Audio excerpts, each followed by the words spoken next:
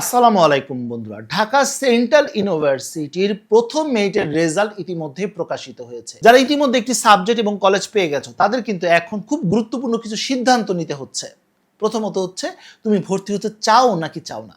তুমি যদি ভর্তি হতে চাও সেক্ষেত্রে তোমাকে অবশ্যই ৬,৫০০ টাকা দিয়ে নিশ্চয়ন করতে হবে। নিশ্চয়ন ছাড়া তোমার কোনো অপশনই নেই। জাতীয় বিশ্ববিদ্যালয়ে যেখানে তুমি চান্স না পেলেও চাইলে তুমি ভর্তি না হয়ে পরবর্তী মেরিটে আবেদন করতে পারবে, কিন্তু এখানে কিন্তু তা না। এখানে তোমাকে এই প্রক্রিয়ার সাথে যুক্ত থাকতে হলে এখনই তোমাকে ৬,৫০০ টাকা দিয়ে নিশ্চয়ন করতে হবে যদি তোমার একটি কলেজ এবং সাবজেক্ট তুমি পেয়ে যাও। আশা করি বুঝতে পেরেছি। ৬,৫০০ টাকা যখনই তুমি দিবে তখনই তোমার মাইগ্রেশনটা অ্যাক্টিভ হয়ে যাবে। আর মাইগ্রেশন চাইলে তুমি অন রাখতে পারবে, না মাইগ্রেশন চাইলে তুমি অফও করে দিতে পারবে। এটা সম্পূর্ণ তোমার উপর নির্ভর করছে। আর মাইগ্রেশন অফ করে দিলে তুমি যে সাবজেক্ট যে কলেজ পেয়েছো এটাই তোমার চূড়ান্ত সাবজেক্ট এবং কলেজ হয়ে যাবে। এখন অনেকেই আমাকে একটি প্রশ্ন করেছে যে ভাইয়া আপনি আগের ভিডিওগুলোতেও বলেছেন, বিজ্ঞপ্তিতেও আমরা দেখেছি যে চয়েস পরিবর্তন করা যাবে। আসলে কি তাই?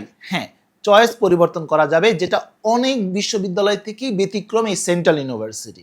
অনেক বিশ্ববিদ্যালয় কিন্তু তুমি একবার চয়েস দেওয়ার পর সেটা কিন্তু আর পরিবর্তন করতে পারবে না, কিন্তু সেন্ট্রাল ইউনিভার্সিটিতে বিনামূল্যে তুমি এই চয়েসটা পরিবর্তন করতে পারবে।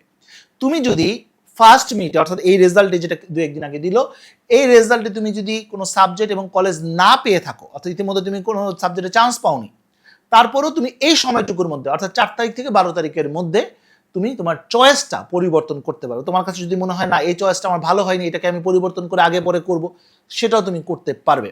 সাবজেক্টের উপর নির্ভর করে তুমি সাজাতে পারবে, কলেজকে গুরুত্ব দিয়েও সাজাতে পারবে। এই বিষয়গুলো নিয়ে কিন্তু ইতিমধ্যে আমি আলোচনা করেছি। ভিডিওগুলো তুমি দেখে নিতে পারো, তাহলে আরো ক্লিয়ার ভাবে বুঝতে পারবে। এখন অনেকেই প্রশ্ন করতে পারো যে ভাইয়া, যে আমি তো ইতিমধ্যে নিশ্চয়ন করে ফেলেছি, অর্থাৎ ৬,৫০০ টাকা দিয়ে আমি নিশ্চয়ন করে ফেলেছি, আমি কি আমার চয়েসটা পরিবর্তন করতে পারবো?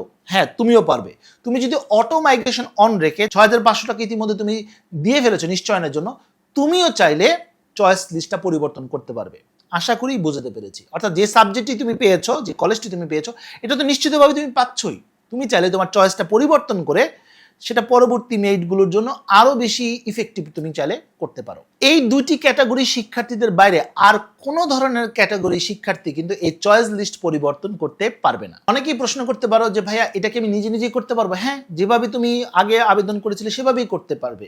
এখন অনেকেই এই পাশাপাশি একটি সম্পর্ক হিসেবে বলতে পারো যে ভাইয়া আমি তো কম্পিউটারের দোকানে গিয়ে আবেদন করেছিলাম, এখন কি আমাকে কম্পিউটারের দোকানে যেতে হবে? না, তুমি জাস্ট লগ ইন করবে, আইডি পাসওয়ার্ড দিয়ে লগ ইন করে তুমি নিজেই এটা করতে পারবে। কিভাবে তুমি বাসায় বসে নিজে নিজে এই চয়েস ফর্মটা ফিল আপ করতে পারো বা চয়েস দিতে পারবে, এটা নিয়ে কিন্তু অলরেডি আমার চ্যানেলে ভিডিও রয়েছে, চাইলে তুমি দেখে নিতে পারো। তুমি বাসায় বসে নিজে নিজে এমনকি মোবাইল ফোনেও এই কাজটি করতে পারবে।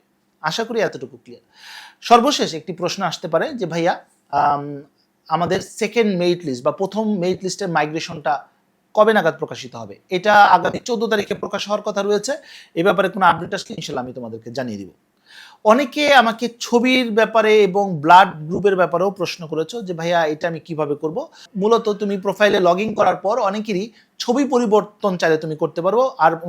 আর বন্ধুরা, এটা খুবই ইম্পর্টেন্ট, কারণ এখন তুমি যে ছবিটি আপলোড করছো এই ছবিটি কিন্তু তোমার আইডি কার্ডে থাকবে, অর্থাৎ বিশ্ববিদ্যালয়ে যে আইডি কার্ডটা তোমাকে দিবে সেখানেই কিন্তু থাকবে। তাই খুবই ভালোভাবে বুঝে শুনে এই ছবিটি আপলোড করবে। ছবি আপলোড করার ক্ষেত্রে বেশ কিছু ইনস্ট্রাকশনও দেওয়া হয়েছে। ছবিতে একটি রেশিও দেওয়া রয়েছে, 450x600 পিক্সেলের একটি মাপ দিয়ে তুমি ছবিটা এডিট করে নিতে পারবে, নিজেও করতে পারবে। এটা তুমি অনলাইনেও করতে পারবে। জাস্ট গুগলে গিয়ে পিকচার রিসার্চ লিখে যদি সার্চ করো অনেক ওয়েবসাইট পেয়ে যাবে। সেখান থেকে যে কোনো একটি ওয়েবসাইটে গিয়ে তোমার ছবিটি আপলোড করে দিয়ে সেখান থেকে তুমি এই ফরম্যাটে যে মাপটা বললাম এই মাপ অনুযায়ী তুমি সেখান থেকে এডিট করে নিতে পারবে এবং তুমি সেন্ট্রাল ইউনিভার্সিটির ওয়েবসাইটেও আপলোড করে দিতে পারবে। এবং ছবিটি কিন্তু 512 কিলোবাইটের বেশি হলে চলবে না। এই মাপটা কিন্তু বা এই ফাইল সাইজটার ব্যাপারটাও কিন্তু মাথায় রাখবে। পাশাপাশি অনেকেই বলেছো যে ভাইয়া কিভাবে আমি আমার ব্লাড গ্রুপটা পরিবর্তন করব। যখন তোমরা লগ ইন করবে একদম পেজের উপরের দিকে দেখবে যে অপশন রয়েছে, এই অপশনটাতে ক্লিক করলেই তুমি সেখান থেকে ব্লাড গ্রুপটাও পরিবর্তন করতে পারবে এবং ছবিটাও পরিবর্তন করতে পারবে। দুটিই কিন্তু সুযোগ রয়েছে। তাই যাদের এই অপশনগুলো এখনো আছে বা এখনো আবেদনটি কমপ্লিট করনি বা নিশ্চয়ন করনি, তারা এই কাজগুলো করে ফেলো। আশা করি সামনে ইনশাল্লাহ ভালো কিছুই হবে। তো বন্ধুরা, যে পর্যন্ত সবাই ভালো থাকো, সুস্থ থাকো। দেখা হবে আগামী কোনো ভিডিওতে। সে পর্যন্ত আল্লাহ হাফেজ।